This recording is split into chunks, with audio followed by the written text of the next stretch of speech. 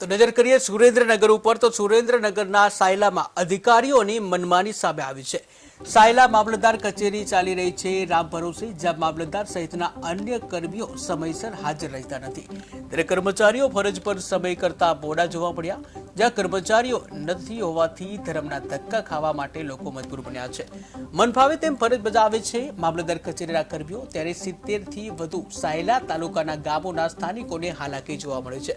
TV સ્ક્રીનના દ્રશ્યો તમે જોઈ રહ્યા છો, જ્યાં ઓફિસનો ટાઈમ થઈ ગયો છે, આમ છતાં પણ તમામ ટેબલ છે ખાલી જોવા મળી રહ્યા છે। ટીવી સ્ક્રીનના દ્રશ્યો તમે જોઈ રહ્યા છો કે જ્યાં તમામ ખુરશીઓ, ટેબલ બધું જ ખાલી જોવા મળી રહ્યું છે।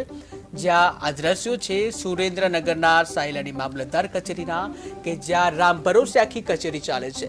દૂર દૂરથી અહીં લોકો પોતાના કામ અર્થે આવતા હોય છે, ત્યારે તમામને ધર્મના ધક્કા ખાવા પડે છે, કારણ કે જવાબદાર અધિકારીઓ છે સમયસર આવતા નથી। તમે ખુદ જોઈ લો એ દ્રશ્યો કે જ્યાં ઓફિસના તમામ જે કચેરીના જે તમામ ટેબલ, ખુરશી બધું જ ખાલી જોવા મળી રહ્યું છે। એક પણ વ્યક્તિ, એક પણ કર્મચારી અંદર જોવા નથી મળી રહ્યો। ત્યારે સાયલા મામલતદાર કચેરી જાણે કે રામ ભરોસે ચાલતી હોય તેવું જાણવા મળી રહ્યું છે। ટીવી સ્ક્રીનના દ્રશ્યો પણ તમે જોઈ રહ્યા છો કે જ્યાં સાયલા મામલતદાર કચેરી રામ ભરોસે છે, ત્યારે કર્મચારીઓ ફરજ પર સમય કરતા મોડા જોવા મળે છે।